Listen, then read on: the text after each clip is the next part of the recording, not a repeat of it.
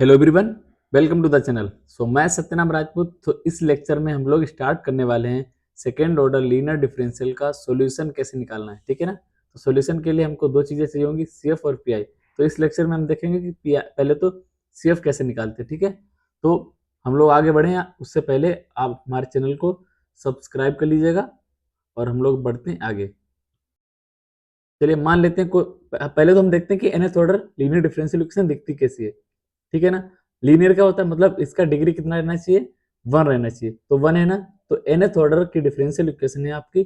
तो इस differential equation का सॉल्यूशन कैसे फाइंड करना है वो हमारा टारगेट है। ठीक है। तो मान लो D N Y D X N plus, इस तरह से आपकी ये पूरा इक्वेशन लिखा है nth ऑर्डर का। वेयर आपका A not A one A two ये सारा क्या है, कांस्टेंट है। ठीक है। तो इसका सॉल्यूशन फाइंड करने के लिए हमारा प्रोसीजर क्या रहेगा। सबसे पहले हम इसका रूट्स फाइंड करेंगे। रूट्स फाइंड करने के लिए हम इसका सबसे पहले ऑक्सिलरी इक्वेशन बनाएंगे। ठीक है। तो सबसे पहले हमारा काम क्या है, हम दी इक्वेशंस को डी की फॉर्म में लिखें, कैपिटल डी की फॉर्म में। तो आपका D N plus A one capital D N minus one, ठीक है, plus A two D N minus two dot dot dot A N. तो आपका पहला काम है कि आप दिए हुए डिफरेंशियल इक्वेशन को या तो डीएन में दी होगी या आप उसको कन्वर्ट करिएगा। ठीक है ना। और बाहर क्या रहेगा आपका, बाई कांस्टेंट, साथ में क्या है, एफ ऑफ एक्स। ठीक है। अब बताइए, इसके बाद में हमारा काम है कि हम ऑक्सिलरी इक्वेशन बनाएं। कौन सी इक्वेशन, ऑक्सिलरी इक्वेशन। उसका काम क्या है ऑक्सिलरी इक्वेशन का, उसका काम है कि आपकी दी हुई डिफरेंशियल इक्वेशन का रूट्स निकालने में मदद करता है। तो उसके लिए आप डी बराबर क्या पुट कर दीजिएगा, एम। ठीक है ना। अब मान लो हम यहाँ पे तीन ऑर्डर का लेके चलते हैं, जैसे जैसे हमारे प्रॉब्लम आएगी हम वैसे वैसे ऑर्डर बदलते जाएंगे। ठीक है। तो अगर मैं तीन ऑर्डर का लेंगे, मान लो यहाँ पे डी क्यूब है। ठीक है। डी क्यूब क्या हम क्या लेंगे, डी की जगह एम ले, तो एम क्यूब है आपका plus A one M N minus, sorry क्या होगा, टू प्लस ए टू क्या होगा, एम प्लस ए थ्री।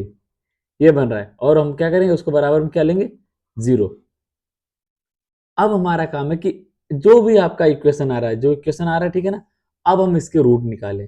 तो सारी बात आपका क्या सीएफ रहेगा वो डिपेंड करेगा आपका रूट्स का नेचर कैसा है। ठीक है ना। मान लो पहला केस आपका, तो पहले देखते हैं कि अगर मान लो इसके हम रूट निकालेंगे, रूट का आपका नेचर कुछ भी हो सकता है। तो पहला है कि मान लो आपके रूट्स कैसे इक्वेशन बन के रियल है एंड डिस्टिंक्ट है, तो उसका सीएफ कैसे लिखेंगे वो देखिएगा।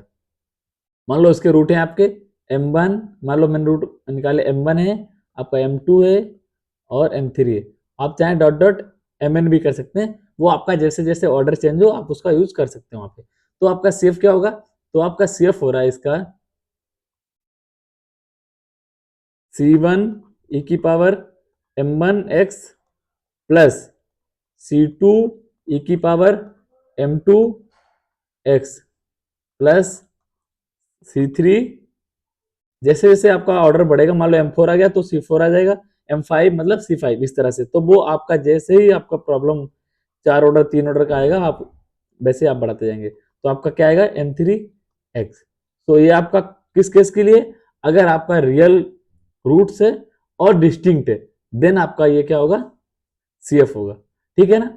दूसरा केस क्या हो सकता है, अगला केस हो सकता है कि रूट्स उसके रियल आए लेकिन क्या हो, इक्वल हो। तो उसके लिए हमारा सीएफ क्या रहेगा, उसके लिए आपका सीएफ है उसका, मान लो एक मिनट, सीएफ क्या, पहले मान लो वो रूट कैसे दिखेंगे, वो मान लो इसकी कोई आपका थ्री ऑर्डर का इक्वेशन है, तो मान लो m1 बराबर m2 निकला, वो भी बराबर है किसके, m3 की, और वो किसी एक नंबर के बराबर होंगे। मान लो कोई अगर तीन रूट्स बराबर हैं तो वो किसी न किसी नंबर के बराबर होंगे। तो मान लेते हैं वो m के बराबर है। ठीक है। तो यहाँ पे तो सीएफ क्या होगा इसके लिए, तो इसके लिए सीएफ होगा C1 plus C2x plus C3। अगर आपके मान लो M1 M2 M3 तीन रूट हैं तो आपका C3 तक जाएगा और यहाँ पे होगा एक्स स्क्वायर, और ये आपका एक ब्रैकेट में होगा, बाहर क्या होगा, e की पावर आपका जो रिपीटेड रूट है, मतलब mx इक्वल, या आप इसको रिपीटेड भी समझ लीजिएगा। ठीक है। तो ये दो केस हो गए कि हमारे इस इक्वेशन के रूट कैसे आ जाए, या तो रियल आ जाए, रियल और डिस्टिंक्ट, देन उसके लिए ये सीएफ। अगर रियल एंड रिपीटेड है तो उसके लिए ये केस है, ठीक है। अगला केस क्या हो सकता है? तीसरा केस आपका हो सकता है कि मान लो रूट्स आपके कैसे हैं, कॉम्प्लेक्स आ रहे हैं और क्या है, डिस्टिंक्ट हैं। इसका मतलब वो दिखेंगे कैसे? तो मान लो m1 बराबर आपका अल्फा 1, ठीक है, alpha 1 plus I beta 1, and कोई आपका m2 दूसरा रूट से कैसा है, अल्फा 2 माइनस आई बीटा 2, ठीक है। ऐसा हो सकता है ना?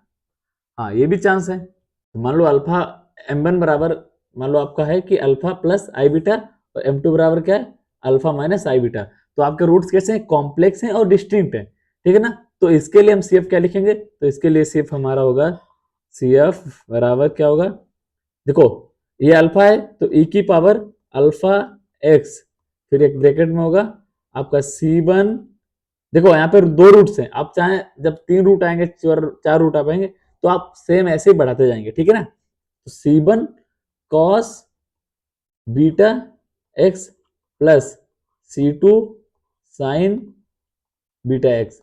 तो this is CF for complex and distinct root, okay. तो जब भी आपको इक्वेशन दिया गया डिफरेंशियल इक्वेशन और आपका उसको सॉल्यूशन पूछा गया, तो आप उसके लिए क्या करेंगे, सबसे पहले क्या निकालेंगे, CF। उसका रीजन है अभी हम बताएंगे आगे। तो चलिए अब चौथा वाला पार्ट, फोर्थ पार्ट क्या, चौथा नंबर क्या हो सकता है कि रूट्स उसके कॉम्प्लेक्स ही हो लेकिन क्या हो, रिपीटेड हो, मतलब रिपीट कर रहे हो। तो हमारा चौथा केस है कि if roots are complex and repeated, तो आपके रूट्स कॉम्प्लेक्स रिपीट भी कर सकते हैं। मान लो m1 बराबर m2 है, तो वो क्या है आपका alpha plus I beta, and m3 और m4 क्या है, अल्फा माइनस आई बीटा। इस केस में हमारा CF क्या होगा, इस केस में हमारा CF होगा, चलो लिखते हैं इसका CF। तो CF बराबर देखो जब भी रिपीटेड का केस आता तो C1 प्लस C2x टाइप का आता था, तो C1 plus C2x cos beta x plus, फिर क्या होगा, C1 plus C2x C3 plus, देखो आपके रूट्स कितने, 4 हैं, तो आपके कांस्टेंट कितने आएंगे, 4 आएंगे। तो C3 और C4x, और साथ में क्या आएगा, sine hyperbolic, sorry sine beta x, और बताओ साथ में क्या आएगा आपका बड़ा ब्रैकेट, और बाहर क्या रहेगा, e की पावर अल्फा x। तो दिस इज CF। जब आपके ऐसे रूट्स आ रहे हैं देन आपको ये CF लिखना है। ये CF आपको याद करने पड़ेंगे, अदरवाइज आप एग्जाम में याद ही करेंगे, फिर अगर याद नहीं करेंगे तो फिर लिखेंगे कैसे। तो मेन है आपका ये, आप समझें चीजों को और फिर उनको एग्जाम में अप्लाई करें, ओके। तो चलिए अगला केस देखते हैं। अगला केस क्या हो सकता है, आपके रूट्स कैसे हो गए, real, distinct, real, repeated, complex, distinct and complex repeated. Now तो फिफ्थ केस है, if root are irrational and distinct. देखो हो सकता है आपके उस इक्वेशन के रूट्स कैसे निकले, इरेशनल और वो डिस्टिंक्ट हो, तो उसके लिए हम कैसे, मतलब m1 बराबर अल्फा प्लस रूट बीटा आपका, तो ये आपका हो गया ना complex, plus and beat m2 बराबर क्या, अल्फा माइनस रूट बीटा। तो इसके लिए हमको अगर CF लिखना है तो उसके लिए है हमारे पास, उसके लिए CF आपको याद रखना है, CF बराबर C1 cos हाइपरबोलिक। जिस तरह से हमारे पास देखो एच नहीं है, इसको पूरा पढ़ेंगे आप, जैसे आप साइन एक्स लिखते हैं तो इसको लिखेंगे कॉस हाइपरबोलिक, मतलब कॉस और एच ये साथ में लिखेंगे, cos hyperbolic beta x plus C2 sine hyperbolic root beta x, और बाहर आपका क्या रहेगा, अब तक तो आइडिया लग गया होगा, e की पावर अल्फा एक्स। ये आपका किसके लिए, अगर आपके रूट्स कैसे हैं, इरेशनल एंड डिस्टिंक्ट। अब एक केस और बचता है कि रूट्स आपके इरेशनल हो और वो रिपीटेड भी हो सकते हैं, okay. If roots are irrational and repeated, इसके लिए क्या करेंगे, देखिए आपके रूट्स कैसे दे सकते हैं, मान लो आपका कोई m1 बराबर m2 है और दो रूट्स आपके सेम कैसे हैं, हमने क्या लिया था, alpha, alpha plus under root beta, ठीक है ना। एंड क्या है आपका m3 बराबर क्या है, m4, और क्या आ रहा है, alpha minus under root beta. Done, ये आपके रूट्स आ गए। तो इसके लिए CF, तो ये आपके रूट्स हैं m1 बराबर इस तरह से आपको, तो इसका CF कैसे लिखेंगे, तो आपका सी एफ सिंपली इसका आ जाएगा जैसे अभी तक हमने रिपीटेड रूट में लिखा है। रिपीटेड रूट में क्या होता है, देखो सी एफ बराबर आ जाएगा आपका, तो सबसे पहले C1 प्लस C2x आता था हमेशा जैसे हम रिपीट करते थे, और यहाँ पे आएगा cos hyperbolic root beta x, ठीक है, प्लस C1 प्लस C1 क्यों, C1 C2 हम यूज कर चुके हैं, अब इधर लिख लो प्लस C1 C2 यूज हो गया तो C3 प्लस C4 एक्स, और साथ में क्या आएगा साइन हाइपरबोलिक बीटा एक्स। देखो हाइपरबोलिक कुछ नहीं है, जस्ट फंक्शन है, जैसे हम साइन और कॉस फंक्शन पढ़ते ना उसी तरह से आपका ये पीरियोडिक फंक्शन है, आपके साइन हाइपरबोलिक कॉस हाइपरबोलिक जैसे हमने वो सारे पढ़ रखे हैं, तो सेम है, कुछ अलग नहीं है। बस आपको ये जब रूट्स आ रहे हैं इरेशनल, देन आपको याद रखना है कि हमें हाइपरबोलिक वाला लिखना है, ठीक है। तो ये आगे आपके सीएफ। तो देखिए यहां तक हमने कवर कर लिए सारे सीएफ की किस कि कैसा रूट्स का नेचर रहेगा और कैसा उसका सीएफ रहेगा। अब हम करते हैं प्रॉब्लम्स इस टॉपिक पे। तो अब सॉल्यूशन ऑफ डिफरेंशियल इक्वेशन का दो पार्ट रहता है, आपका एक पार्ट होता है सीएफ और दूसरा पार्ट पीआई। मतलब अगर हमको किसी भी डिफरेंशियल इक्वेशन का सॉल्यूशन निकालना है तो सबसे पहले क्या निकालेंगे, उसका सीएफ निकालेंगे और पीआई। पीआई क्या होता है, पीआई आपका होता है जो सामने वाला फंक्शन होता है, अगर यहाँ पे जीरो है तो आपका पीआई क्या रहेगा, जीरो। तो सबसे पहले अभी हम देखेंगे कि सीएफ कैसे फाइंड करते हैं, यहाँ पे आपका पीआई जीरो रहेगा। उसके बाद में हम पीआई निकालने के भी रूल्स होते हैं, जैसे हमने सीएफ निकालने के रूल्स देखे उसी तरह हम पीआई के कैसे रूल्स निकालते हैं वो सारा चीज देखें। तो पहले हम देख लेते हैं कि सीएफ कैसे फाइंड करना है, ठीक है। तो जैसे आपका ये एग्जाम्पल है, तो हमने बताया था अगर कोई प्रॉब्लम सॉल्व करना है तो उसके लिए सबसे पहले क्या करेंगे, आपका अगर इक्वेशन कैपिटल डी में चेंज करना, अगर आपका ऐसे दिया है तो सबसे पहले क्या करिए, आप उसको कैपिटल डी में चेंज करिए। तो इसको क्या लिखेंगे, कितना ऑर्डर है इसका, 3 ऑर्डर, और डिग्री कितना है 1, तो linear differential equation of 3 order. तो इसको क्या करेंगे, डी क्यूब वाई ये लिखेंगे minus 6 D square Y plus 11 D Y minus 6 Y बराबर 0। तो यहाँ पे देखो एक चीज, सबसे पहले हम बाई कॉमन लेंगे तो D Q minus 6 D square plus 11 D minus 6, और बाई आपका कॉमन और बराबर में 0। अब हमको सबसे पहले बना लेनी ऑक्सिलरी इक्वेशन, तो डी की जगह क्या पुट करेंगे, m, मतलब m cube minus 6 m square plus 11 m minus 6 बराबर 0। ये क्यों कर रहे हैं m, वो आपको आगे जैसे हम जब पीआई निकालेंगे देन हमको समझ आएगा कि रूट्स निकालने के लिए हमको ये d की जगह m पुट करना पड़ेगा, ठीक है ना। तो देखिए, तो इसका क्या क्या रूट्स होंगे, कैसे फाइंड करेंगे। आपको रूट्स फाइंड करने के लिए आप कैलकुलेटर का यूज कर सकते हैं एग्जाम में, अगर आपको आता है, आप नहीं आता तो आप उसको सीख लीजिए। बट आप ट्राई करिए कि आप अगर 3 ऑर्डर का मतलब 3 डिग्री का है मान लो ये आपका इक्वेशन, तो एक रूट्स अगर आपको पता चल जा रहा है देन आप क्या करिए, उस फैक्टर से उस पूरी इक्वेशन को डिवाइड कर सकते हैं। बहुत सारे मेथड हैं, ठीक है। तो हम देखेंगे, पहले ट्राई करें ट्रायल से कि एक रूट्स फाइंड करें इसका पहले। अगर हम यहाँ पे थोड़ा सा ऑब्जर्व करें, अगर m बराबर 1 पुट करें, मतलब 1 6 11 -6 12 और 11 प्लस 1 12, मतलब 1 इसका रूट्स है। अगर 1 इसका रूट्स है मतलब m-1 टाइप का इसका फैक्टर होगा। तो हम इसको इस तरह से ब्रेक भी कर सकते हैं, एक और तरीका है कि माइनस यहाँ पे अगर मुझे m 6m स्क्वायर को हम पहले m square minus 5m square कर लें। क्यों, देखो अगर हम यहाँ से एक कॉमन लेंगे m स्क्वायर तो m-1 आपका फैक्टर बन जाएगा। वो हमने कैसे किया, हमने एक पहले ट्राई किया कि आपका इसका 1 क्या है, आपका वो रूट्स है, ठीक है, रूट है इसका 1। अब इसको हम ब्रेक कर दें उसे फॉर्म में कि हमको 1 हर जगह बनाना है। अगर देखो यहाँ पे 5 है तो यहाँ पे 5 चाहिए होगा ना, ताकि 5m कॉमन लेंगे तो m-1 बने। तो अगर 11m है तो 6m ऐसे ब्रेक कर सकते हैं ना, 6 और 5 11।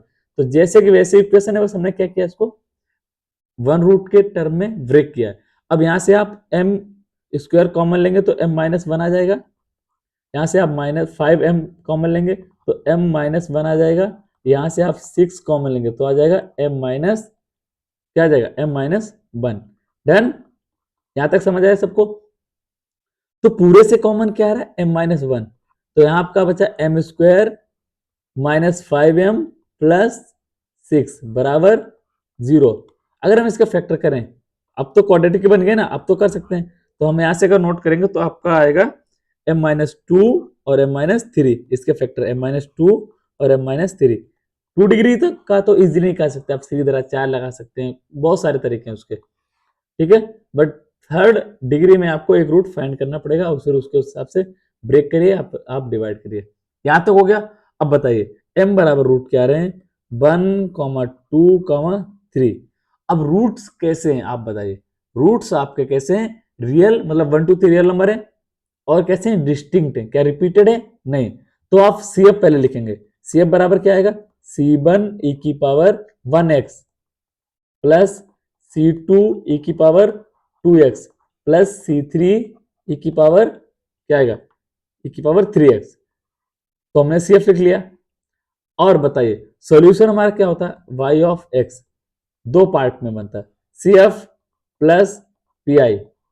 लेकिन यहाँ पे क्या है, आपके सामने वाला फंक्शन क्या है, इक्वेशन बराबर में 0 है, तो आपका यहाँ पे तो क्या होगा, चूंकि आपका f ऑफ x कितना है, 0 है, सो PI यहाँ पे क्या है आपका 0। तो पूरा का पूरा जो आप PI और CF का वैल्यू पुट कर दिया, तो C1 e की power x plus C2 e की power 2x plus C3 e की पावर 3x और प्लस में 0। अब 0 ऐड करेंगे मतलब क्या बचेगा, आपका पूरा CF बचेगा, C1 प्लस C2 e की power 2x plus C3 e की पावर 3x। तो आपका क्या आ गया ये solution, this is y of x। तो this is required solution of our differential equation. तो इस तरह से आपके डिफरेंशियल इक्वेशन का, देखिए आप समझे ना, वो हमने जो रूल लिखा है क्यों जरूरी है, आपका जैसा रूट का नेचर है हम वैसा सेफ लिख दे रहे। आपका यहाँ पे 0 है, अगर ये पार्ट 0 नहीं होगा तो आपको PI निकालना पड़ेगा, उसके रूल हम बताएंगे आगे चल के। तो बट यहाँ पे क्या है, आपको 0 दिया है, तो हम क्या करेंगे, PI को 0 लेके चलेंगे। तो चलिए अब देखते हैं अगला प्रॉब्लम। देखिए आपका इक्वेशन क्या है, डिफरेंशियल इक्वेशन, आपको इसको सॉल्व करना है। तो सबसे पहले देखिए आपका सॉल्व करने, जैसे हमको इसको सॉल्यूशन निकालना है, तो मतलब हमको इसको डी की फॉर्म में लेके आना है, स्क्वायर नहीं, सॉरी क्यूब नहीं, स्क्वायर है, तो D square Y minus 6 D Y plus 9 Y बराबर 0, ठीक है। अब क्या करिए आप, डी स्क्वायर वाई कॉमन ले लेंगे, D square minus 6 D plus 9 Y बाहर आपका बराबर 0। अब आप यहाँ पे बना लीजिएगा ऑक्सिलरी इक्वेशन। तो ऑक्सिलरी इक्वेशन क्या है, m की फॉर्म में, तो हम स्क्वायर माइनस 6m, देखिए जब भी रूट निकालेंगे सामने 0 तो चाहिए होगा ना, अभी तो है, बट जैसे आपका PI वाला पार्ट, ये वाला फंक्शन कुछ ना कुछ आने लगेगा, तो हम कैसे रूट निकालेंगे, तो उसके लिए हमको m का जरूरत पड़ेगा, तो हम ऑक्सिलरी इक्वेशन लिखेंगे और d की जगह m पुट करेंगे, और क्या वहां से। अब देखिए ये क्या लिखा, ये लिखा है आपका m-3 का होल स्क्वायर है ना, देखिए आप, तो इसका रूट्स क्या आएगा, m बराबर m-3 स्क्वायर का मतलब क्या है, वो दो जगह लिखा है m-3। अब देखिए कैलकुलेटर में एक प्रॉब्लम होता है, जब आप इस इक्वेशन के रूट्स निकालेंगे ना, तो वो आपको सिर्फ दो मतलब एक ही रूट्स दिखाता है, उसमें ऐसा नहीं रिपीटेड रूट नहीं दिखाता है, मैंने देखा है। तो आप क्या करिएगा, जितना मान लो इसका रूट सिर्फ 3 आ रहा है, करेक्ट, आप जब निकालेंगे तो 3 आएगा, लेकिन जब 3 आ रहा है तो आप देखिए उसका डिग्री कितना है, डिग्री मान लो 2 है, तो मतलब 2 बार आपका 3 आ रहा है, डिग्री 3 है, तो 3 कितनी बार आ रहा है, 3। तो इस चीज का ध्यान रखिएगा, आप एग्जाम में अगर एक ही रूट लिखेंगे तो फिर वो आपका प्रॉब्लम गलत हो जाएगा, उसका सोल्यूशन भी गलत हो जाएगा, तो ये बात आपको ध्यान रखना है। तो बताइए आपका m बराबर क्या आ रहा है, m बराबर आपका 3,3। अब बताइए रूट्स कैसे हैं, यहाँ पे रूट्स हैं आपके रियल हैं, बिल्कुल रियल है, बट क्या है, रिपीटेड है, मतलब 3 दो बार आ रहा है तो रिपीट कर रहा है ना, तो C1 प्लस C2x वाला रूल लगेगा ना, और e की पावर 3x, और PI यहाँ पे क्या होगा आपका, PI बराबर क्या होगा 0। आपको PI 0 लिखना पड़ेगा एग्जाम में, ठीक है, क्योंकि PI आपको दिखाना पड़ेगा कि PI आपका क्या है, 0 है। तो आपका, तो बाई ऑफ एक्स क्या होता है, बाई ऑफ एक्स होता है आपका CF plus PI, CF plus PI। आपका PI वाला पार्ट 0, आप जस्ट वैल्यू पुट कर दीजिए, अब तो आ जाएगा आपका by of x C1 plus C2x और e की पावर 3x। तो आपका डिस्टिंक्ट रूट और रियल रूट की प्रॉब्लम हो गई कि आपका अगर रूट रियल आ रहा है और डिस्टिंक्ट आ रहा है उसको कैसे सॉल्व करेंगे, उसके लिए सीएफ कैसे लिखेंगे, पीआई क्या आएगा और सॉल्यूशन क्या आएगा, ठीक है ना। और उसके बाद में आपका आ रहा है रियल और रिपीटेड रूट का आपका कैसे लिखना है और उसको कैसे सॉल्यूशन फाइंड करना है। तो चलिए अब अगला प्रॉब्लम देखते हैं ये प्रॉब्लम को सॉल्व करते हैं। तो क्या दिया है कि d2/dx2 plus 4d/dx plus 5y बराबर 0, और आपको दो कंडीशन दी y बराबर 2 है एंड dy बराबर dx बराबर है d2/dx2 एट x बराबर 0। तो ये कंडीशंस आपको दी हुई होती हैं, तो आपका जब सॉल्यूशन आएगा तो उसमें आपके कांस्टेंट आएंगे, तो उन कांस्टेंट का वैल्यू कैसे फाइंड करना है उसके लिए आपको ये कंडीशंस दी गई।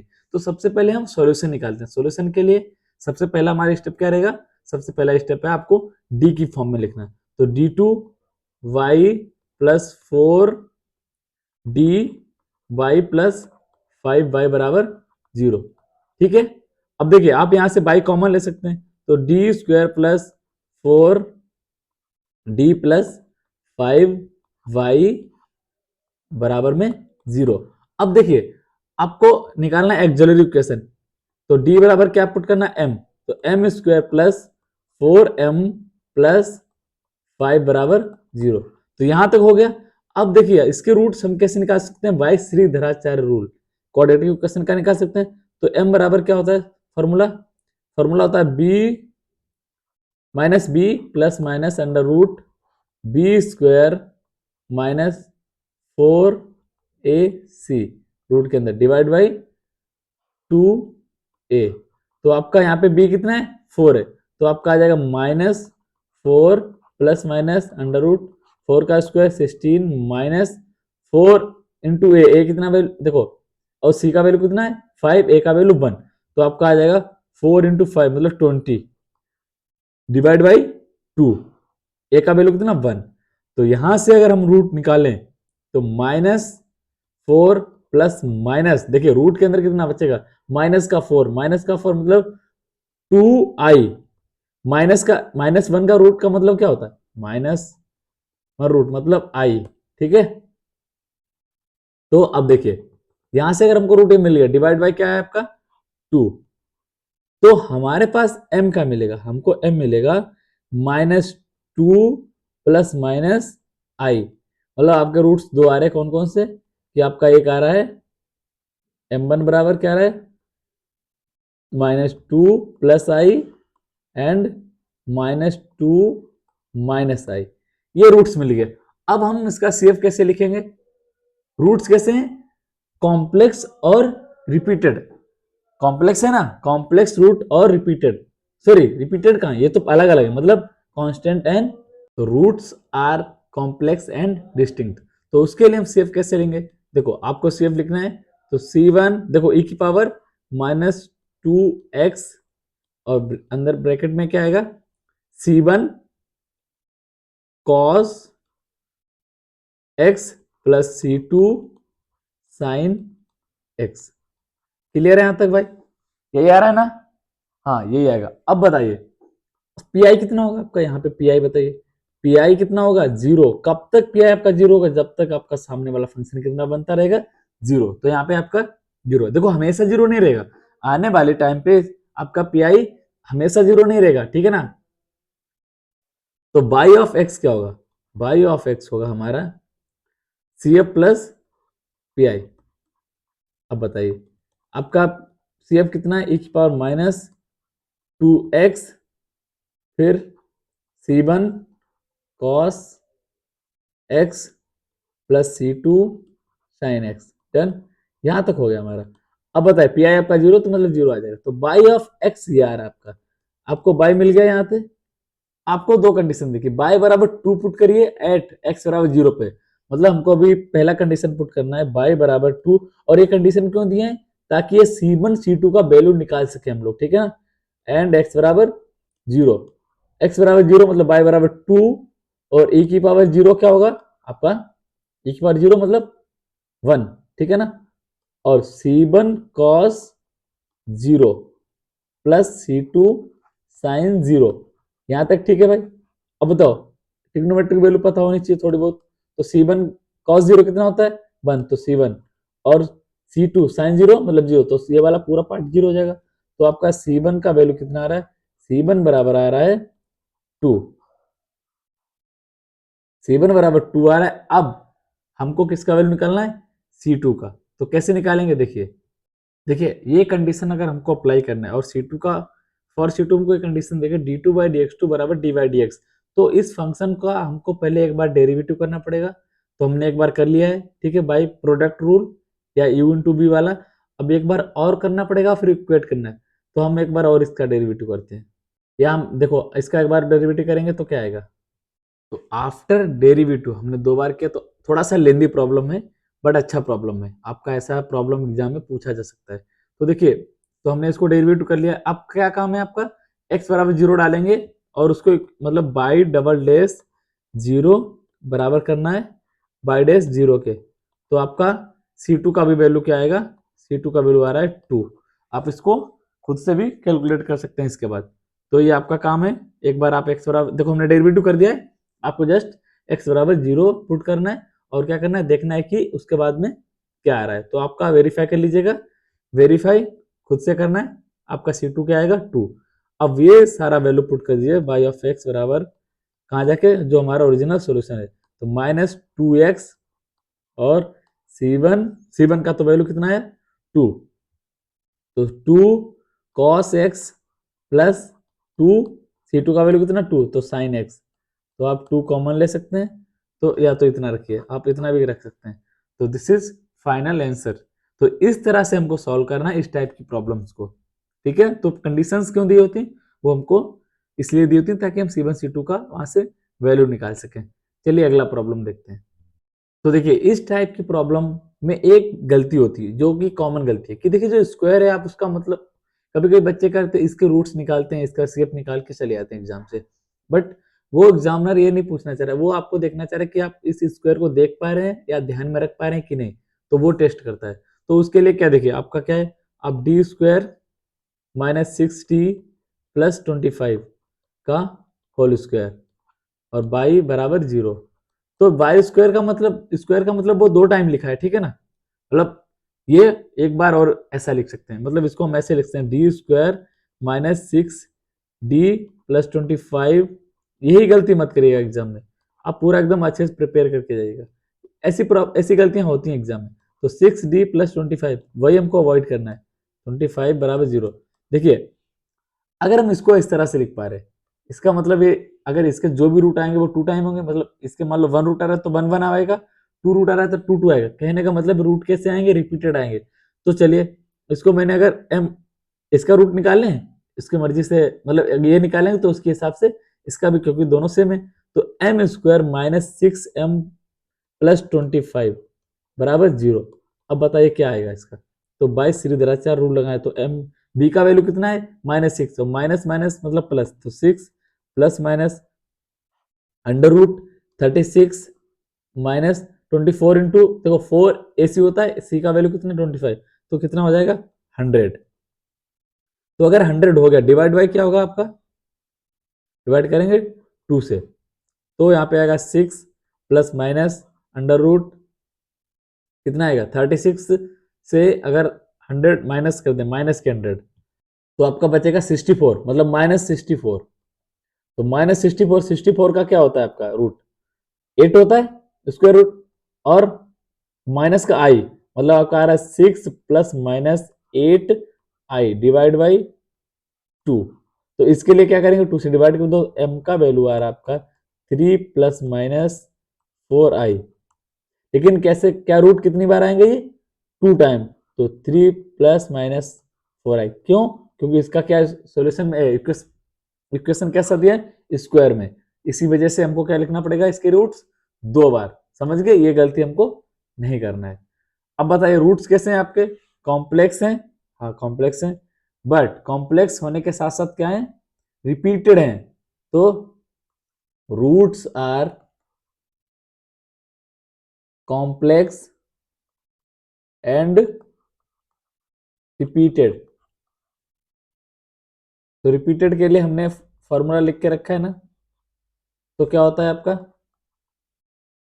क्या आएगा आपका CF, देन CF आएगा आपका C1 प्लस C2 एक्स, जब भी रिपीटेड का आएगा ये वाला टर्म आएगा, हमेशा याद रखना। तो कॉस कितना है आपका, बीटा, बीटा का वैल्यू कितना है 4, तो cos 4x plus C3 plus C4x, फिर क्या है साइन 4x, ठीक है ना, साइन 4x, और बाहर क्या रहेगा आपका e की पावर कितना है 3x, e की पावर 3x, ये आपका सी एफ है। पी आई कितना होगा, पी आई आपका आएगा 0, और बाई ऑफ एक्स आएगा आपका जो आपका सी एफ लगा है C1 प्लस C2x। आपको ये पी आई भूलना नहीं है कि हमको वहां पे दिखाना है कि ये 0 है, ठीक है ना, प्लस C3 प्लस C4x, और फिर साइन हाइपर साइन 4x, और बाहर आपका क्या आ जाएगा e की पावर 3x। तो दिस इज रिक्वायर्ड सॉल्यूशन। तो इसमें हमारा नया क्या था, नया ये था कि आप इसकी पावर को आप भूलेंगे नहीं एग्जाम में। ओके, तो चलिए कुछ प्रॉब्लम और करते हैं, फिर उसके बाद में ये लेक्चर खत्म करते हैं। इस लेक्चर में हम लोग इतना ही रखते हैं और नहीं प्रॉब्लम करेंगे, अब दूसरे लेक्चर में करें। तो इस लेक्चर में हम लोग यहीं पे रोकते हैं, तो आने वाले लेक्चर में हम लोग और भी प्रॉब्लम्स करेंगे सीएफ पे। तो देखिए देखिए जितना भी हमने अभी तक कर लिया, आप इसका रिवीजन करके आइए, जब भी अगले लेक्चर में आइएगा तो हम लोग कुछ प्रॉब्लम्स आने वाले लेक्चर में करेंगे। तो चलिए तब तक के लिए बाय, और आप चैनल को सब्सक्राइब कर लीजिएगा, आपके लिए अगर हेल्प हो रही है तो, और भी आगे हम लेक्चर्स अपलोड करते रहेंगे, ठीक है, तब तक के लिए बाय।